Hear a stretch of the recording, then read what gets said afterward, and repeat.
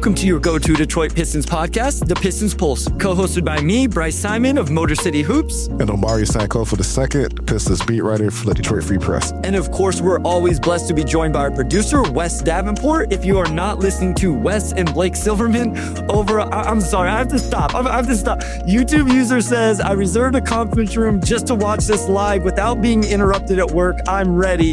Listen, that is amazing. So I don't know where I was at in that. I think I was giving Wes and Blake Silverman credit over on the pin down on the Detroit YouTube. You were, but first you have to explain your background because I know everybody's thinking, where's Bryce? I apologize. I am in my classroom right now. Stuff's happening at my house. And so I needed to be out of my house. So this is actually my new classroom without getting into it too much. This is like the 5th classroom I've had over the last 12 months, just with some stuff that's been going on here at our school. Winnie, I know nobody cares about the dog. I won't bring it up too much, but no, that's not true. No, a lot of people care about the dog. Winnie is right here and trying to adjust to the new surrounding. I just gave her a bone, so I hope that and I have treats, so it won't be too much of a distraction. But that is why if my audio sounds different and why the visual is different for me. But also, go listen to Wes and Blake on the Pin Down on the Detroit Bad Boys YouTube channel. Make sure you're taking in everybody's content. But most importantly, she only has a little bit of room right here, Harry. And I will be over on the Order of the Blazing Horse tomorrow. And listen, she got to walk in today as well. She's getting plenty of attention, I promise. Just I need her to stay entertained for 45 minutes to an hour right here. Where was I going to go? Oh, Omari for the second on the Detroit Free Press. Make sure that you are reading and subscribed and all of his work. And then the Motor City Hoops Substack. I already dropped the John Collins video breakdown. You can go back to my Pistons potential offseason acquisition series where there was a little bit of a different breakdown of John Collins. I just tweeted a statistical comparison between John Collins and Tobias Harris. So all of that is there. O2, how are you doing? I'm good, man. Been a very busy week. I was just sitting here trying to think how many stories I've written just this week alone with all the Jalen Duren stuff. I mean, obviously they've made trades, they've made signings. This feels like the busiest week of transactions. Probably this is year 6 for me on the beat going into the 7th season. When I first came in, and they had 4 first-round picks or 3 first-round picks in that draft, and they tore the whole roster up. They're not tearing the roster up this time, but this is among the busiest weeks offseason-wise I've had on this beat, and they're still not done. So we have a lot to recap on this episode and kind of go through because they've done so much since the last time we recorded after the draft last week. Okay, so here's what we're going to do today. We are going to start with Abuka Okori and the draft, and then we're just going to work chronologically from there, and I will just get it out right now. Jalen Duren conversation will be at the very end of the episode, and I don't know how much we're going to get into it. And I'll explain that more then. But yes, I wasn't completely off guard, but the new change of scenery has got me a little bit frazzled here, along with everything that is going on. So I apologize for all of that. So O2, for anybody who didn't listen to our NBA draft recap episode, I guess that was just the first round. I don't think we talked about Ugonna Onyenso in that breakdown because it was before the second round. We didn't know if Detroit would have a second round pick. So we might be able to give some quick thoughts on that as well. But for anybody who didn't watch that, go watch it. But just your thoughts on Detroit trading up, eventually ended up using Isaiah Stewart as that ability to trade up and draft Abuka Okori. Yeah, Okori, and if you didn't see it, I did do a profile on Abuka over the weekend where I talked to 2 of his former coaches just about his rise from 3-star to one and done, the Pistons rookie. So give that a read if you haven't. He's a really interesting fit for this team, and since they've drafted him, I've watched a lot more film. I've talked to people about him. He is a lot of what they got from Dennis Schroeder, but I think with more upside, right? The speed, his ball handling is elite. I think he comes onto the team potentially, other than Cade, their number 1 ball handler, I think, from day one. Just the way he keeps that thing on the string, the hesitations, the way he shifts gears. It's pretty unique, right? And you look at the full package with him, what he could do next to Cade. They have a lot of confidence that he's going to work out. I don't think you make the trade that they made. And we'll talk about Isaiah Stewart. Like, that feels like so long ago now with everything else that's happened, but it's only been a week since they traded him to Memphis. To trade him into a 6'1" guard, I think speaks a lot to just how high they are on him. And it'll be fun to watch him play. They haven't really had that type of ball handling speedster. Some people online have compared him to Jaden Ivey. I think there are some real differences where he's more of an on-ball guy and Ivey was a bit more off-ball. I don't know how much he plays next season, but I do think he's going to end up being the impact guy for this thing. Yeah, I mean, when you look at the just roster and the depth chart right now, I think there is a possibility that he's the backup, quote unquote, point guard, right? I think there's also ways that you can play out the depth chart where he's the fifth guard to start the season, just depending on how things play out based on what we have right now. I definitely came around on this pick. I've been continuing to think about why my reaction was what it was in the moment. Some people saw that over on Game Theory. I think it was more about the trade up than anything with the players that were still left on the board. I feel very similar to you in terms of what I think Abuka Okori is as a player, what he could provide. I do want to quickly mention Ugonna Onyenso. I did a video breakdown over on the Substack. This is an interesting developmental big for the Pistons. I assume he will see most of his time with the Crews this year, but I came away there is some real rim protection here. There's a potential to space the floor here. So if they are going a center rotation moving forward, obviously me and you both think that Jalen Duren ends up on this roster. Paul Reed as the backup big, Tolu Smith moves up into the third big role. Now Onyenso gets the opportunity to kind of do what Tolu Smith has done the past couple of years, and he's a different archetype of big than any of those guys in terms of the combination of rim protection and floor spacing. I have no idea if it gets there or not, but I at least wanted to give Onyenso some, attention here because I did come away from that video breakdown intrigued by a player I wasn't super familiar with going into the draft, if I'm being quite honest. Yeah, there's some look into him as well. And one of the top rim protectors in the draft. And I don't know what else he really gives you, but I think getting a guy who could at least protect the rim from day one, a bit of an older prospect, could work out well. They don't need a whole lot, honestly, from that spot, right? He's looking I don't know if he ends up signing a two-way or exactly what's going to happen there, but just as an insurance spot, a guy who could potentially grow into a larger role down the road. And he's a 53rd pick. I don't think any 53rd pick comes in with any sort of real expectations, just to put that in there. But he has a very, very clear-cut role. Sometimes just bringing in a guy that has one distinguished skill that'll translate over could be pretty meaningful. So we'll see what that ends up being. But they did move into the second round to get him. They bought that pick from the Los Angeles Lakers. So clearly that's somebody that they had on their radar going into that night. Okay, let's continue to move forward here. And this is where we can tie in the Isaiah Stewart trade. This is truly where we have not talked about any of this stuff. The last time we recorded was, I guess, a week ago, Wednesday after the first round of the NBA draft on Tuesday night. And Isaiah Stewart has been traded since then. I guess in the moment, it wasn't necessarily Isaiah Stewart to trade up to draft Abuka Okori, but what ended up happening was the picks that Detroit traded to Memphis to make that move up got traded back to Detroit to acquire Isaiah Stewart. I mean, you and I have both been here for the entire time that Isaiah Stewart has. Your first year on the beat, and you're way more important than me, but we both came in that same year, and that was the year that Isaiah Stewart got drafted by Troy Weaver and the Detroit Pistons. I think most Pistons fans know what he has brought to this team, this organization, what this team and organization is losing by trading him away. It's not an individual move that I really liked seeing. I thought he was definitely the second best defender on that team last year. I think they will miss him. I understand the reason for it, Omari.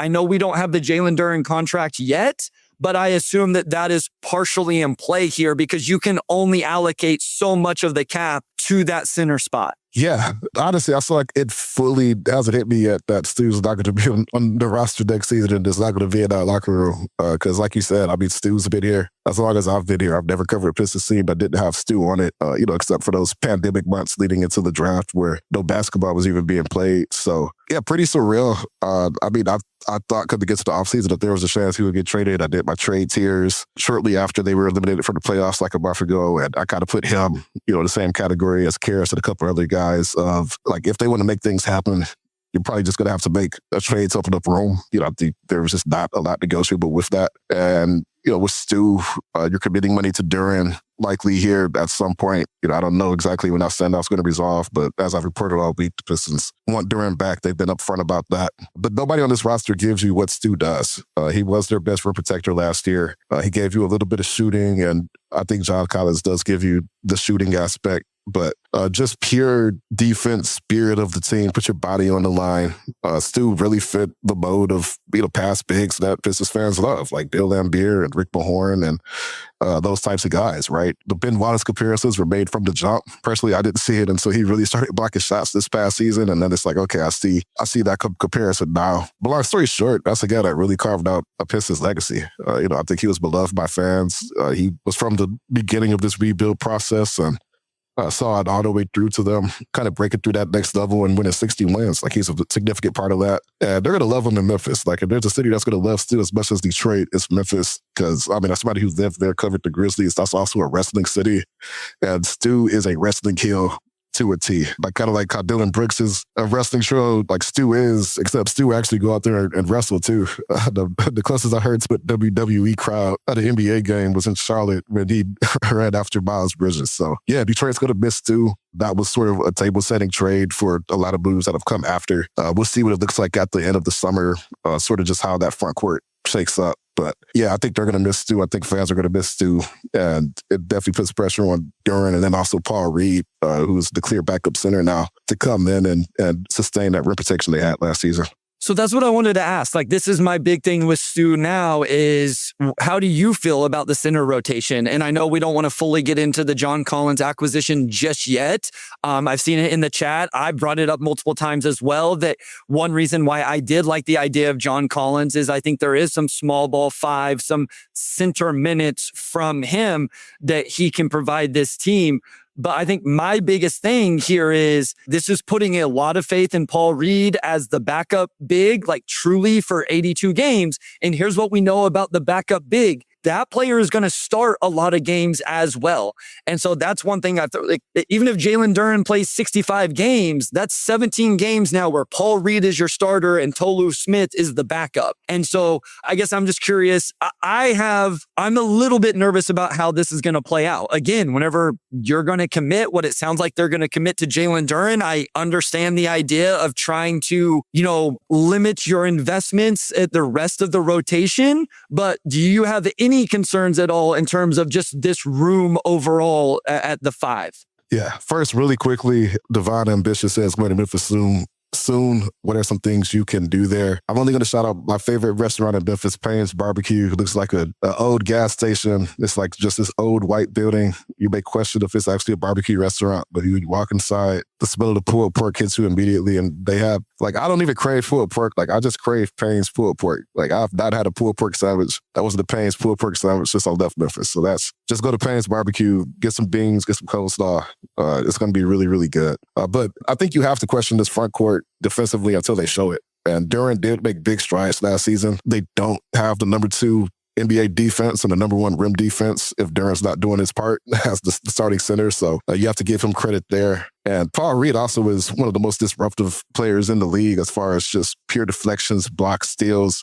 He's going to get it however he tries to. But I think about Payne's Barbecue so much, man. You were in flow there, man. Like that. I just was like, man, I need to make sure I do not disrupt this whatsoever, because you were in flow talking about going back to that barbecue spot. I've been thinking about Payne's for a week ever since Stu went to Memphis, because I didn't make it down to Memphis last year because of the way the schedule broke. And I'm like, well, now I have to go to Memphis next year because obviously, Stu being there, I'm going to try to do a Stu story and just catch up, talk to him, all that good stuff. But I also get to go to Payne's. So I was I had to shout Payne's out. That's my spot. But yes, Duren and Paul Reed have to show that they could hold it down. I think that's the bottom line. Stu was probably their second most impactful player. Was their second most impactful defensive player after Asar Thompson. And Duren's 22. He's made good strides on that end. Really just keep it simple, even if you don't replicate the shot blocking and all that.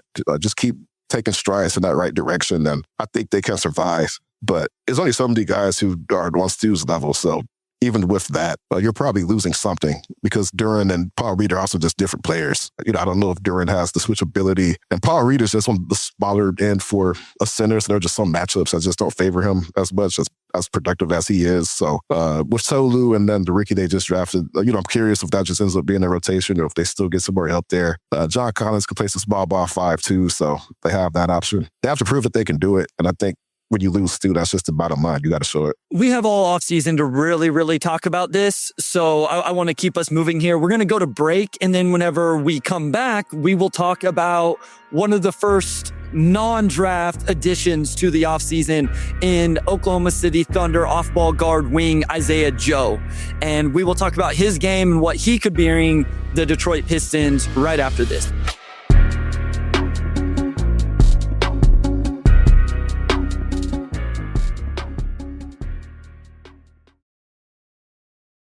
All right, we are back with segment 2. Obviously, after the Isaiah Stewart trade, the next big move for the Pistons was trading for Isaiah Joe, and that's a big pickup. You could give us some background on his game. I know you've done some deep dives on him already, Bryce, but between him and Duncan Robinson, they've got 2 elite shooters on the floor next season. I mean, I think that's what stood out to me the most, O2. I knew Isaiah Joe was a big-time floor spacer, but whenever I did the actual Isaiah Joe Duncan Robinson comparison, I was actually a little surprised how close they were. And so that is over on my Twitter account if you want, and Blue Sky if you want to check that out. Again, I was not advocating, I said this in the tweet, that I was not advocating for them to move on from Duncan Robinson, but I was just using Duncan Robinson, since Pistons fans just saw him play for the team last year, in comparison to Isaiah Joe, so you could get an idea of the level of floor spacer and three-point shooter that he was. And then even does he have a little bit more ability on the ball, or does he not, or anything like that? And so that's all I was trying to do there. Also, over on the Substack, I have a video breakdown of Isaiah Joe, but this was a guy that has played a ton of minutes over the last, I think I did a last 3 seasons comparison. Omari, he's played 4,500 minutes over the last 3 seasons. His 3-point attempts per 100 and 3-point percentage was better than Duncan Robinson over those 3 seasons. Now, he doesn't do any more, I guess I would say, inside the 3-point line or getting to the free throw line compared to Duncan Robinson. He is a little bit better of a rebounder. I do think he's probably a better defender, even though there is some size difference there. You always bring this up with Duncan Robinson, but the corner 3-point percentage is over 50% for the last 3 seasons. I think one play type in particular I'm really interested in, Isaiah Joe in less minutes than Duncan Robinson last season had more 3-point attempts off handoffs. So you talk about that kind of top of the key action, that get DHO action that Jalen Duren likes to run and the Pistons like to run. I think Isaiah Joe will be really good with that. My favorite play type, I'm telling you guys, I can't wait for the first Cade Cunningham. Isaiah Joe comes in for a ball screen and then goes out of it for like a pick and pop, little catch and shoot 3. I think that's something they're going to do a lot. That is a play type that Isaiah Joe will play in. And then one sneaky little stat here. Isaiah Joe averaged 33 offensive fouls drawn over the last 3 seasons. It showed up in the film breakdown I did, and then I looked at the stats. He is one of those defenders that maybe the stocks don't show up and really pop off the screen, but that definitely did in terms of his ability to draw offensive fouls. Yeah, one thing that stuck out about that comparison you brought up is not just how similar his profile was with Duncan, but the biggest differences really were that, Isaiah Joe had more significant splits between wide open and contested. And wide open, he was 53%, which is insane. But then second, it looked like Duncan Robinson does have a little bit more of a pump fake, get inside, hit the floater type game, whereas Joe may be a little bit more one-dimensional in that regard. And I don't think that's a negative per se, but I mean, just having one of the most lethal catch and shoot guys in the league, right? A guy who, if he's open, it's automatic, is a game changer. You could put him and Duncan on the floor together, 2-3 with Cade. Isaiah Joe, if he's your smallest guy with Duncan. We have to see how some of these lineups, I think, hold up defensively. And that's just, I think the question for the Pistons as a whole next season is maybe you're still a top 5 defense, maybe you're still a top 6, but can you sustain what you had last season? But what he brings on offense is going to be transformational. That's just one of the best pure shooters in the league, and you got him for 2 second-round picks. I think that's just pretty good business all around. Well, and I think what it gives them now is like you mentioned, you can play Isaiah Joe and Duncan Robinson together at times. Think about late game offense, defense scenarios where you can put both of those guys on the court together, or at the very least in games where they're both healthy, you're getting 48 minutes of that floor spacing. You can get that floor spacing in both the starting lineup and the lineup off the bench. And so I just think that this move made so much sense. As you mentioned, 2 second-round picks. He's on a really good contract, $11 million this year, and then it's a team option next year. So let's say you and I are completely wrong about who Isaiah Joe is, right? Like the worst possible scenario happens in terms of he doesn't make shots or the defense isn't as good or whatever. He just doesn't have his game outside of Oklahoma City. You can, just let him go in free agency if you absolutely have to. So I think it just gives them better on-court lineup versatility, but it also gives you option out. Like you think about both Isaiah Joe and Duncan Robinson and their contracts. There's a lot of optionality with both of those guys' contracts. And we'll talk about that with John Collins when we get to him as well. Before we get to John Collins, the next move I believe that happened, again, in chronological order, was Kevin Huerter coming back to the Detroit Pistons. 3 years, $27 million, I believe. Yeah, last year team option. Last year team option. Okay, so the first 2 years guaranteed, last year team option. Just your thoughts on bringing back Kevin Huerter. Yeah, essentially a 2-year deal. And I know some people were like, well, $9 million, seems like a lot for a guy that didn't play in the playoffs, or he didn't get a chance to make an impact last year, or he didn't shoot the three that well. I think the bottom line with Kevin Huerter, and Keith Smith mentioned this when we had him on, is that if you're an over the cap team, you have his bird rights. It essentially doesn't impact you too much just to bring him back. Just from an optionality standpoint, it helps just to have more guys under contract. I think that's how you avoid having to trade in Isaiah Stewart, is having other salaries that you could work with. And more importantly, guys who potentially outperform those salaries to where maybe you could even get something in return. And it's not a situation where you're kind of stuck with it. It's essentially a 2-year deal, so that wouldn't happen anyway. But I thought Kevin Huerter was good for him last year. He only played about 25 games. I thought he got better as it went on. His threes started to fall toward the end. But even before that, his finishing was like almost automatic. If he got to the rim, he was going to finish. And he's a really smart cutter. He's a smart passer. He gave him some size on defense. And if he knocks down threes, then I think that's just the cherry on top. So that's a very, very reasonable deal for a guy who, until a couple of years ago, had a really strong track record for knocking down threes. And I think whether that happens or not, he still gives you a lot of other things where I could just see him carve out a role just because he's such a smart offensive player and he gives you size on defense as well.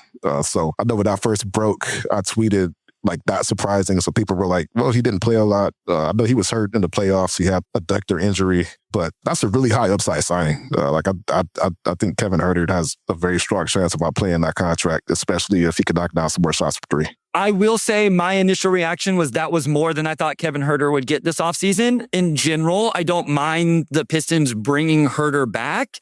As people have mentioned in the comments over and over, Laz says he's not bad. I think that's probably fair.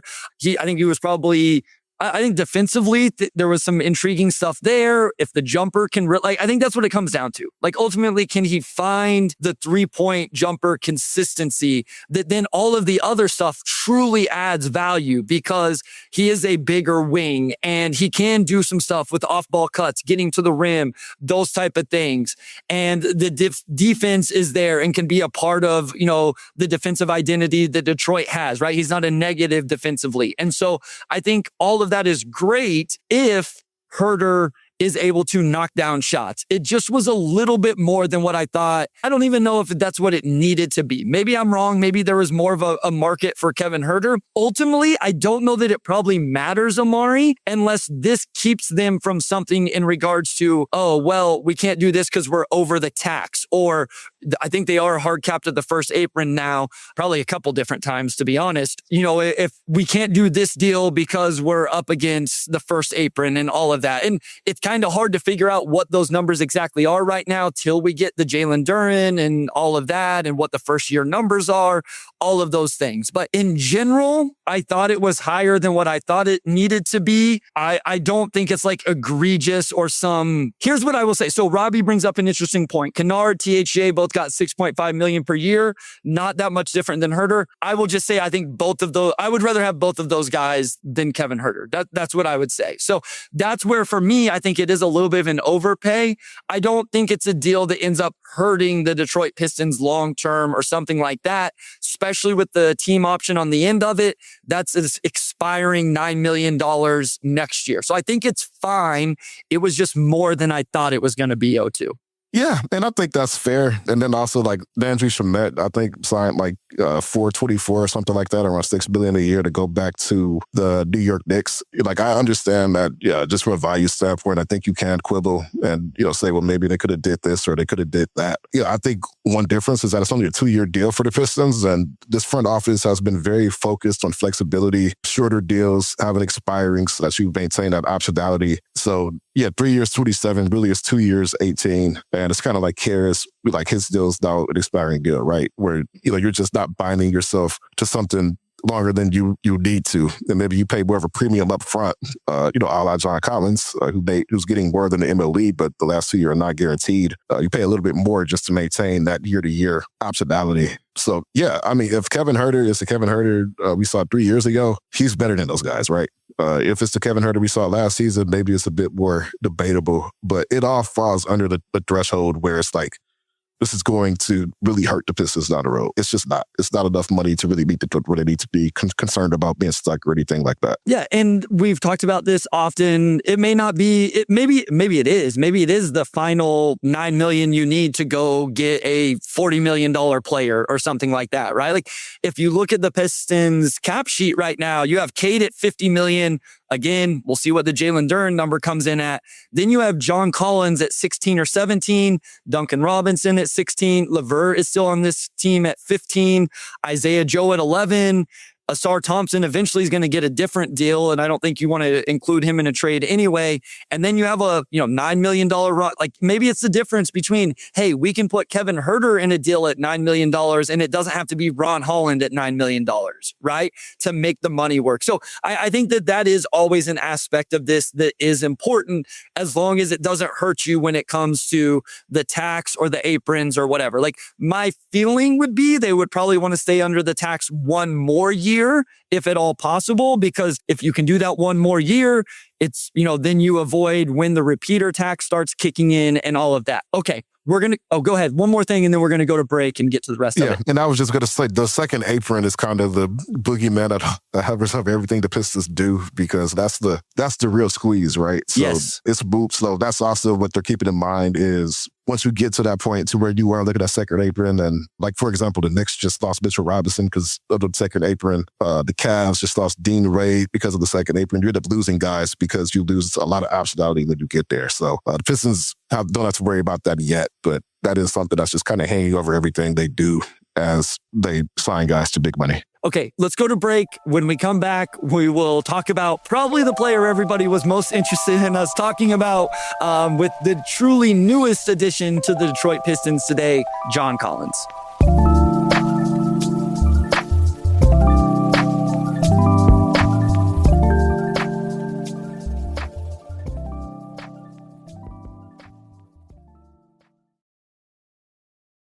All right, we are back with segment 3. Big move today with John Collins, as Bryce just alluded to. Yours truly reported that the last 2 years of that 3-year, $51 million deal are non-guaranteed, which effectively makes it a 1-year deal. Collins, I mean, he's been extremely productive essentially since his career started. Averaged about 14 and 6 last year, 40% from 3 the last 2 years. A vertical player. He was a vertical player before he was a shooter, and now he's added that aspect to it. More so a power forward, but can play some center. And he's a player that I feel like Pistons fans have kind of coveted for like a long time. Like I've been seeing John Collins to the Pistons rumors for probably 4 years. It seems still with the Hawks. So kind of funny that it finally happens now. I know you did a video on John Collins earlier too, Bryce. What just sticks out to you about him? Yeah, this was a player that we talked about, going back a couple months now, whenever you were looking at potential offseason acquisitions over on the Substack. I did a break. I think it was the second one of that group that I think I got to 7 or 8 players over there. And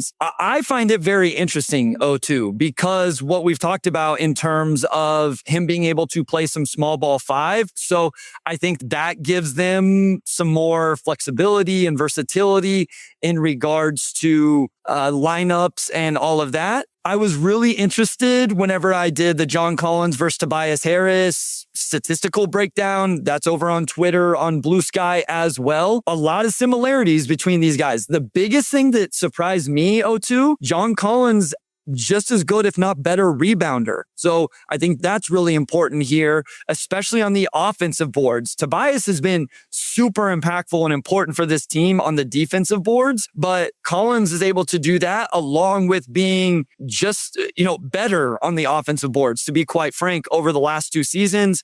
The 3-point attempt rate, I actually was a little nervous about that because John Collins was a little bit lower than what I thought it might be, but it's just a little bit lower than Tobias Harris. So the 3-point percentage is a little bit more. Even looking at the play type was kind of interesting. I think what will be really interesting for Collins in Detroit is how much more he gets to play in transition. That was a play type that I feel like he could be really good in, and I don't feel like he got a lot of that with the Clippers. Obviously, we know that's really important for Detroit. Yeah, that's really important for the Pistons. And he's just a really interesting, I think, all-around front court piece because he stretches the court horizontally, vertically. He gives you some versatility between the 4 and 5. So you can play him with Duren. You can play him with P. Reed, potentially, depending on the matchup. So I think he's a fun fit. I think the big question is, like you said, the 3-point shooting, because he's not like a lights-out, high-volume 3-point shooting type. But if he could still reliably knock them down, I don't know what the volume will look like, but maybe it's not 40%. But I think anything above 36%, even if it's 37, like he's going to be treated like a threat. He's a threat off the dribble, and he's giving you just a little bit more athleticism too. So now K's got another lob guy. So fun fit. Check out Bryce's video on him if you haven't seen it yet. And then, a little bit more than $17 million, but that's going to be a sign and trade, most likely with the Clippers, which, will allow the Pistons to keep Duncan Robinson, who they do want to keep. If they did the cap space route, they would have had to have waived Duncan, so they prioritized doing that. That does mean that Tobias is most likely out of here, though. I don't think the Pistons expect Tobias to be back next season. And it's still not even clear to me if they have to renounce his rights yet, only because they still be able to remain over the cap, depending on how they process everything. So we'll see. But I believe John Collins, assuming Tobias Harris is not back, and I don't think he will be, that's probably your primary for next season. Real quick, because I know this was a part of this conversation, can you give any insight on Duncan Robinson and whether this means he has to, quote unquote, be off this team, waived, or anything like that? Yeah, so as people who listen to the Keith Smith episode know, to create cap space, the Pistons essentially would just have to kind of gut a lot of their roster. And that means waiving Duncan Robinson, because only $2 million of his $16 million is guaranteed. So you just waive him, and then you renounce Tobias Harris's free agency rights, bird rights, because with his bird rights, you don't need cap space to bring him back. You could actually offer more than a non-taxpayer in the league, which is $15 million. But with Duncan, because it's a sign and trade, and we'll see how they do it, they may be able to fit the Collins sign and trade into the Isaiah Stewart outgoing trade to Memphis, which they haven't announced yet. That means that it can still be tweaked. Those are things you pay attention to if they announce the trade or not. Portland announced Ja really, really quickly, which surprised me, but that's just a random aside. Sam had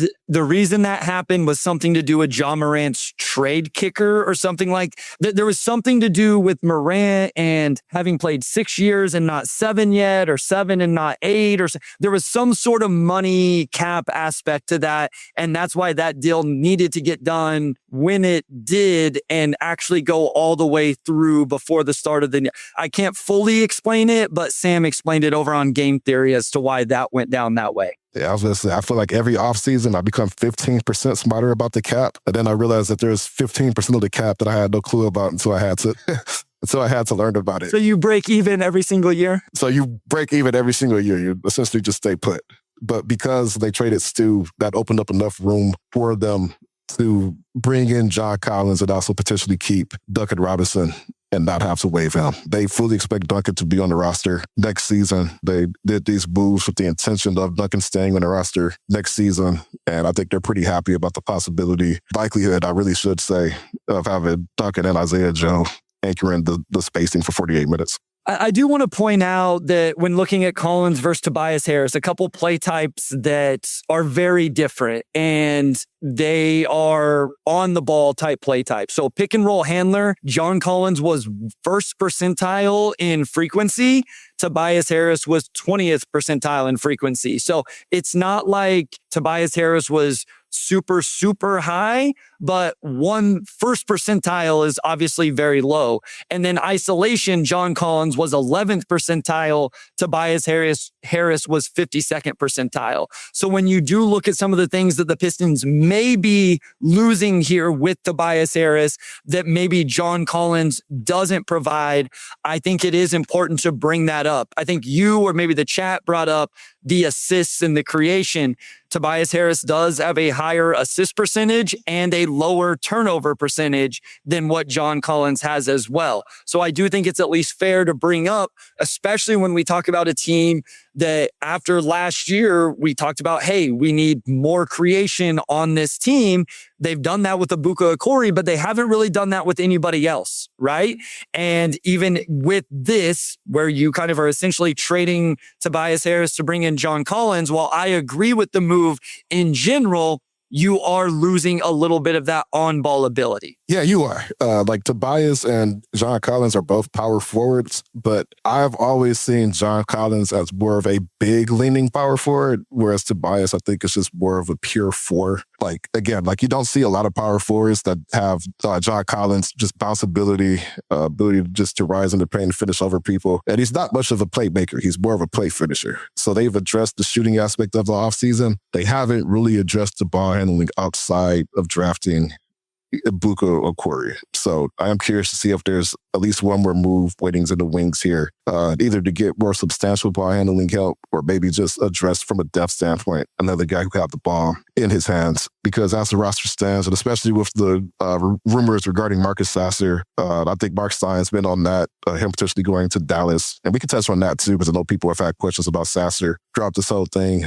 But I don't know if you feel comfortable with Cade, Okori, and Dennis being your three guys. So I don't know if there's another shooter drop there, but it wouldn't surprise me if there is. Yeah. The one last thing I want to mention with Collins is I do think that John Collins offers a little bit more defensively than Tobias. I think he just has a little bit more fluidity with his movements and on the perimeter and some of those things. You know, Tobias figured out how to make it work. He had those super active and accurate hands and all of that. Collins could provide more as a low man rim protector and just versatility, different schemes, coverages, all of that. I don't think it's a lot. I don't think we're going to get to the end of next year and be, oh, John Collins was a major difference in this team being better defensively or something like that. I'm actually kind of interested to see how this team is as good defensively this coming year as what they were last year without Isaiah Stewart. But I do think that just 1-to-1, Collins is probably a better defender than Tobias Harris at this point. So I think that was all of the just straight up player conversations we wanted to get through.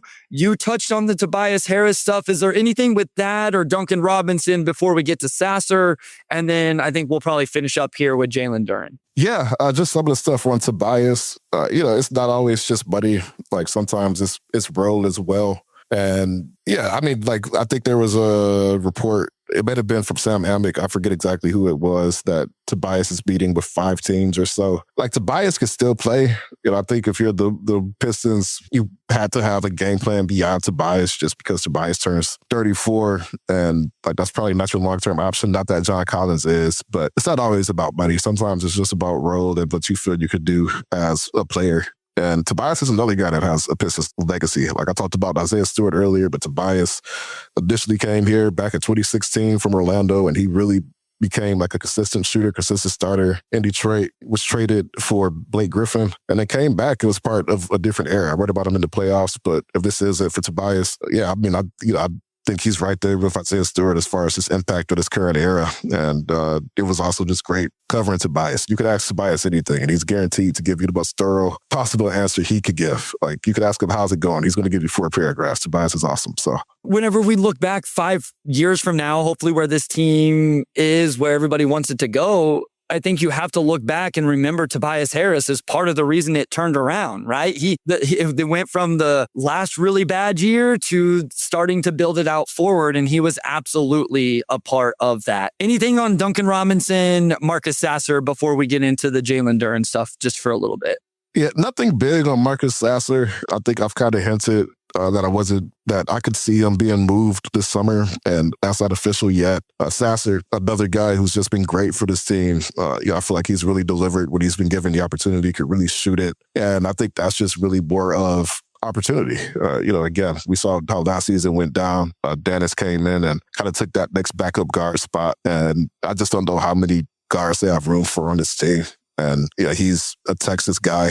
The Pistons have a lot of Dallas guys, right? Like, Marcus Sasser is another Dallas guy, and that could be a big opportunity for him. So we'll see what happens with that. But just did want to give Marcus Sasser a shout out. And he had some playoff moments too, right? So it's not a question of whether or not he can play. I think a lot of it just kind of came down to his fit with this particular team. Wes, let's actually do the comments and questions first before we go to the Jalen Duren stuff, whatever order you want.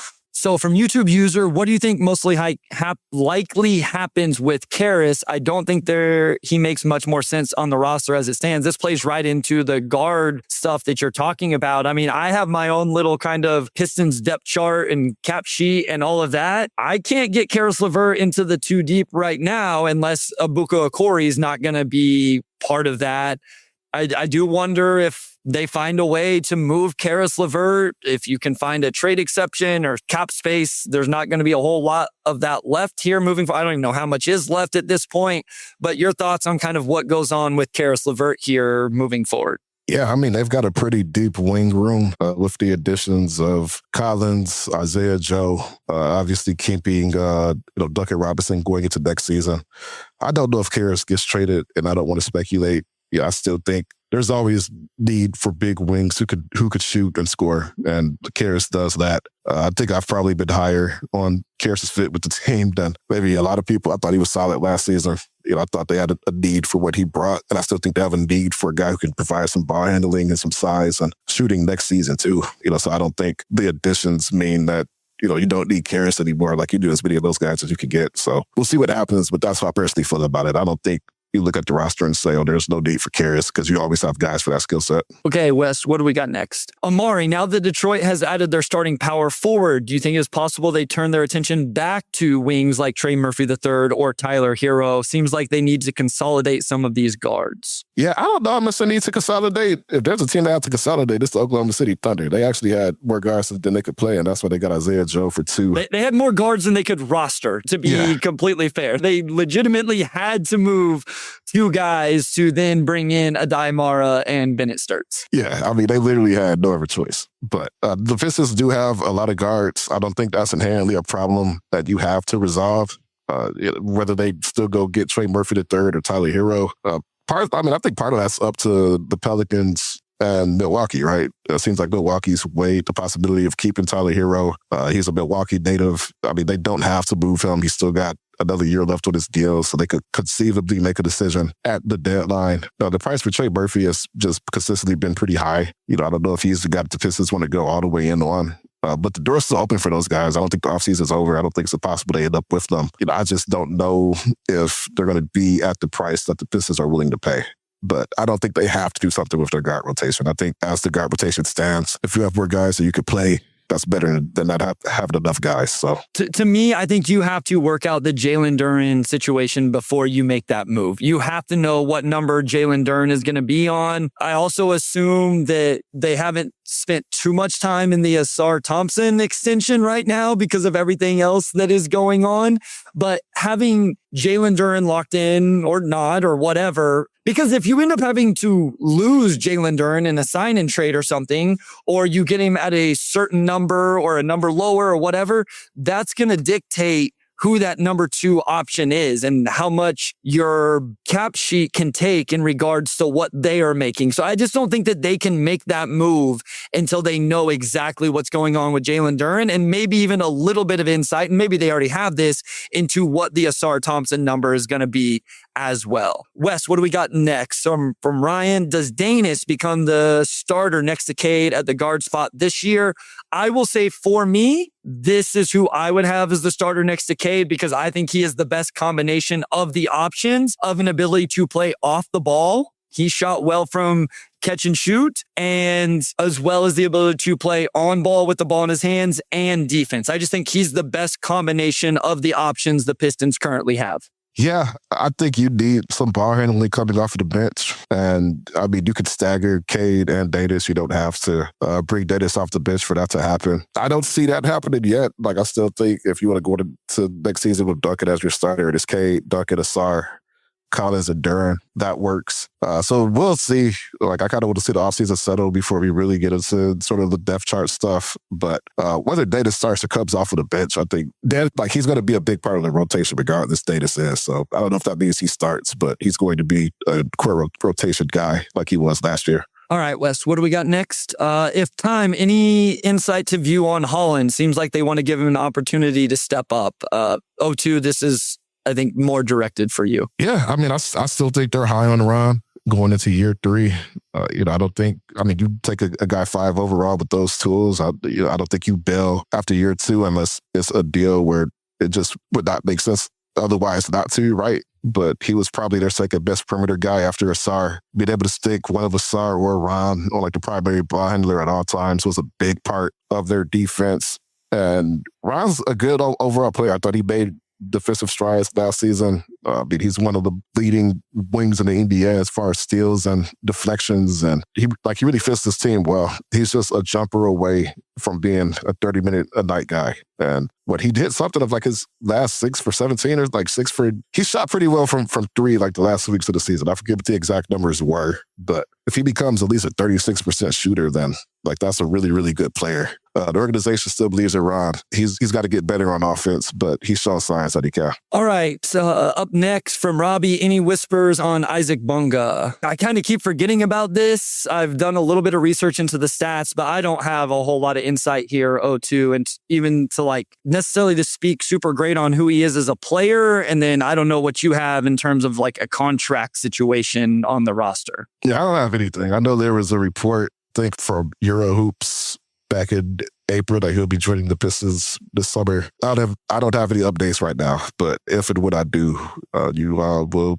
certainly be hearing from me. One more before we talk Jalen Duren from Detroit Sports Talk. Do you think the Pistons are done making moves? If not, who do you think they target next? I will just continue with, I think it's going to depend on what happens with Jalen Duren. And I'm not sure you see a move until that gets figured out. If I'm not mistaken, I think they have 15 guys on the roster right now. We'll see if they go, where else they go. But to me, it's figure out the Jalen Duren situation, and then maybe there's some moves after that. I see people bringing up Peyton Watson in the chat. Listen, Kyle Metz, you can ask him on Twitter, whatever. I'm sure he will answer you. I would assume they don't have the cap space right now to give Peyton Watson an offer sheet. I could be wrong about that. I'm sure there's pathways to do that still. But remember then, if you also go the cap space route, you lose trade exceptions. So then Isaiah Joe trade doesn't end up in a trade exception. It ends up in cap space. So I'm sure there's a possibility to do that. Kyle's the better answer there. I'm not sure I have that, but it could be sign and trade as well. I suppose that's a possibility. The Denver options there, I suppose, are still possibilities. But I just think the Duren thing is going to get done, and then we'll see the next move. Yeah, I agree with Bryce. That's a pretty big domino to fall, and then we'll see where they go after that. The last thing we want to talk about here is Jalen Duren. Any thoughts on that right now? Yeah, I've reported all week that the Pistons want to bring Duren back. There were a lot of rumors floating around about the Lakers and the Celtics and the Kings. Bottom line, the Pistons want Jalen Duren back. They want to re-sign Jalen Duren. Trajan said that publicly all offseason. They want him back.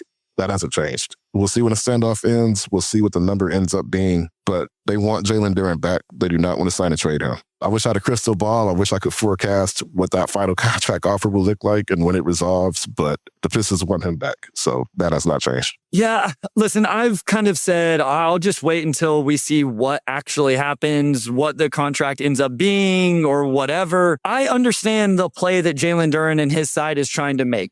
when you're a restricted free agent, there's not a whole lot of leverage to that. So I understand what they were trying to do here to force Detroit to up their offer, whatever that offer is. I also understand Trajan Langdon and the Pistons front office understanding that Jalen Duren is a restricted free agent, that he can't go out and force a sign-in trade, and that there were only a certain number of teams that even had offer sheets on the tape, potential to give Jalen Duren an offer sheet, which then Detroit could just match. And so I don't blame either side for handling it the way they have, trying to use whatever leverage they did to get the best deal they could from their perspective. Now that it seems like a lot of, the Lakers are out, I would guess, and Boston is out, I would guess. Sacramento is, as some people are saying in the chat, is the one team that's at least been in the report as possibly in on this. I just hope that they now come together. Maybe each side gives a little bit and they come to a number that keeps Jalen Duren here long term. Yeah, free agency negotiations can get messy. Duren is far from the first player that's had sort of a protracted negotiation in restricted free agency with his team. And honestly, this is even the messiest. I mean, I think there have been situations just in the past couple of years that have been far messier than this one. So there's been a lot of reporting back and forth. We'll see how it works out. But this really just is what restricted free agency looks like. I mean, it's going to be a pure business type. One side has leverage, the other side is going to do what they can to generate leverage. And at some point, you come in the middle and reconcile and figure it out. So we'll see how they get to that point. But that's business, that's negotiation. Sometimes it looks ugly from the outside, but we're at this point now. We'll see what it looks like in a week or two. Laz asked, is there a scenario where he plays on the qualifying offer? I mean, that qualifying offer is only $9 million. So that would be a heck of a bet on yourself if you did that, because in that scenario, I imagine Detroit is offering $35 million. I don't know that. I'm just assuming.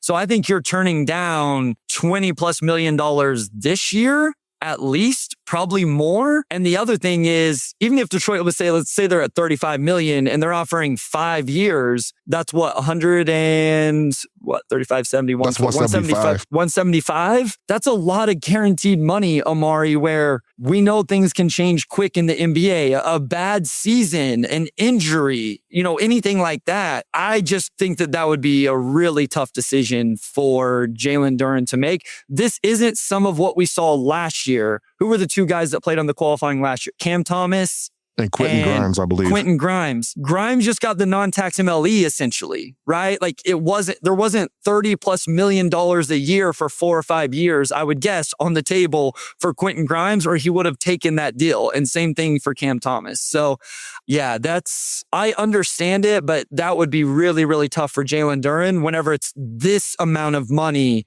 that I assume, and again, this is me assuming, that Detroit's not just offering 25 a year or something like that they're offering 30+ a year over 4 or 5 seasons. Yeah. To come back with a $9 million deal next year that's the nuclear option. And all that money could disappear. Obviously, if things don't go according to plan, we've seen guys like Nerlens Noel, turn down guaranteed money in the past only for it to not work out. So yeah, we'll see. But as a restricted free agent, those are your options, right? You take what's being offered or you take the QO and take matters into your own hands. And I do feel for both sides. Like I feel for Duren because you're all NBA and you owe it to yourself to make as much as possible. I would never, ever fault the player for doing everything they can to make their money. Like that's just, agreed. You do what you got to do. I would never fault a player for that because you get one shot at it and then that's that. I don't fault them for that. I don't fault the Pistons because, like I mentioned with the second apron earlier, like these margins matter so much more now. We see guys every single summer. We see teams every single summer have to lose key guys because of that second apron. That's why Boston traded Drew Holiday and Kristaps last year.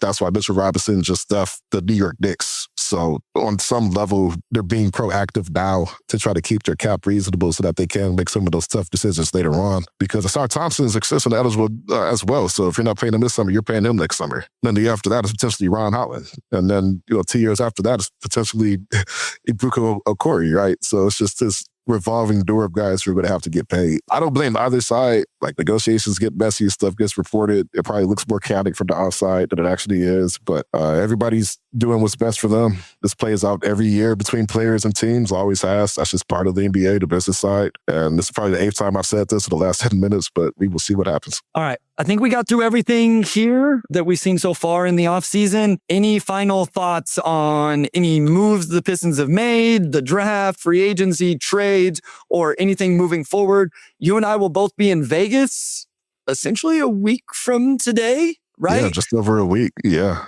My schedule ended up literally the worst possible it could be. I'm not even going to get to see the Pistons play in person. I'm going to miss 3 games during the time I'm there, and Detroit happens to be scheduled for the early Thursday game where my flight will not get in on time to watch, and then they don't play on Friday or Saturday. So won't get to see him in person, but I'll get to see you. We'll try to record, get to catch a lot of the other games. Anything else other than that? I think that's all we got. And so, listen, I think when Duren thing becomes official, we'll record again. Any other big moves, we'll record again. If none of that happens, we'll be back over the weekend or early next week. Yeah, we just for some background, we probably had 5 conversations this last week. Like, do we need to record? Do we need to record? Do we need to record? So we just crammed it on to this one episode. And yeah, like Bryce said, we'll see if the Pistons make us come back. Otherwise, we will be back in about a week to talk to you all in Vegas like we normally do. So with that, I'll close us out. Big thanks to our audio producer, Robin Chan, our editor-in-chief, Nicole Avery Nichols, and then big shout out to Wes Davenport, as always. And we'll talk to you all next week.